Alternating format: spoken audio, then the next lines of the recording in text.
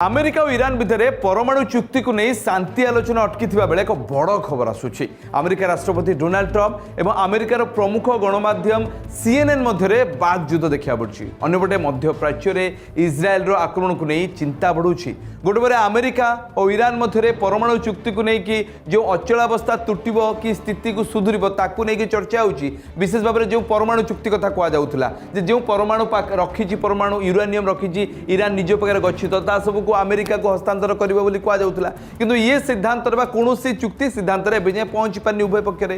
अन्यबटे चुक्ति रे परमाणु प्रसंग नथिबा कही न्यूज चैनल CNN मंतव्य देछि। ये मंतव्य आसीबा परे ट्रम्प कहिसंती चुक्ति रे स्पष्ट भाव उल्लेख अछि जे ईरान कोनोसी परमाणु अस्त्र रखिबो नाही। ये चुक्ति रे दर्शा जाइछि बोली ईरान अमेरिका को जनई। आप भावतु गोटे टेलीविजन चैनल से राष्ट्रपति चुक्ति को लेकिन एक बड़ खुलासा करुच्ची और राष्ट्रपति से टेलीविजन चैनल नारे भी कहउचंती। Can you state, Mr. President-elect, can you state categorically, Mr. President-elect, can you give us a question? Don't be rude. Attacking us. Can you give us a question? Don't be rude. No, I'm not going to give you a question. I'm not going to give you a question. Can you state categorically? You are fake news. Sir, go ahead. Can you state categorically? तो गणमाध्यम स्वाधीनता को आउ टिके भल भाव में परखा चाहिए अमेरिका भी भल भाव परखी पारे। आम देश में संभव परखी ता भी एक बड़ प्रश्नवाची। एसब भितर चर्चा होची रूस और चीन आभिमुख्य अमेरिका सहित कौन रोचे युद्ध को लेकिन आउ किसी रणनीति प्रस्तुत हम कि ता भी एक बड़ कथा। ट्रम्प कहते चुक्ति में स्पष्ट भाव उल्लेख अच्छे ईरान कौन परमाणु अस्त्र रखिब ना। या social media platform truth T x रु से दूरे जाइए ट्रुथ रे जहाँ किसी कहते ये चुक्तिर अधिकांश भाग परमाणु प्रसंग को लेकिन ही रही।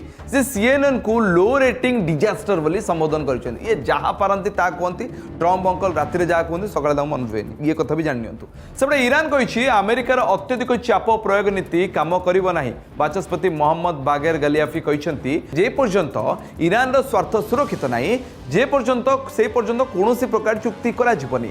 निजर $12 बिलियन फ्रीज होइतिबा संपत्ति मुक्त करने को ईरान दाबी करिछि। जदि ये टंका बाहर को न आसे ये फ्रीज अमाउंट जदि बाहर को न आसे तो ईरान अवस्था आहुरी खराब हो। आजिका दर में ईरान पाखे एसेट ईरान पाखे समस्त टंका पैसा और समस्त प्रकार आर्थिक स्थिति निर्भर करुछि ईरान एवं अमेरिकार युद्ध को लेकिन। एपटे मध्यप्राच्यर स्थिति एवं भी संगीन रही। इज्राएल लेबानन आक्रमण ईरान सामरिक प्रतिक्रिया को नहीं अंतर्जातीय स्तर में चिंता भी बढ़ाऊँगी। कारण इज्राएल जपरी मरणात्मक भाव में आक्रमण करुच्ची लगुच गाजा भली लेबानन को भी निज अख्तियार को नहीं।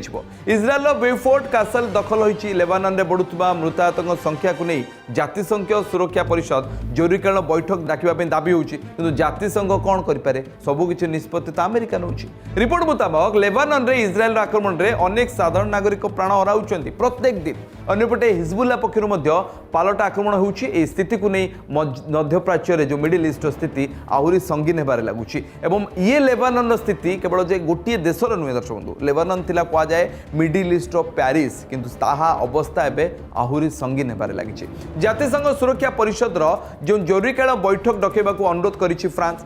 शांति चुक्ति रे अचलावस्था जो यार प्रभाव विश्व बजार उपरे सांघातिक भाव में पड़ुछि। असुदय तैल दर वृद्धि पाई, किंतु गोटे सब बड़ आश्वस्तिकर कथा होचे गत 2-3 धरिकी क्रूड ऑयल दर टिके परिमाण कमी $90 पाखापाखि बैरेल जाए पहुंच पारिछि। पुणी थे जब ब्रेड क्रूड $93 प्रति बैरेल पार करथिबा बेले यार अवस्था आहुरी टिके अणायत हो बोली कि आगुआ सतर्क कराई दैछन्ति विशेषज्ञ माने। तेज एसीय बजार विशेष भाव भारत चीन बांग्लादेश और श्रीलंका भली राष्ट्र में मध्य युद्धर प्रभाव बजार को अस्थिर करिछि। कारण तेल दर कमिबा पर भी यार 10-15 दिन जाए यार प्रभाव देखा मिले। रिफ्लेक्शन रेट टी कम रहे हुए जल्दी हुए।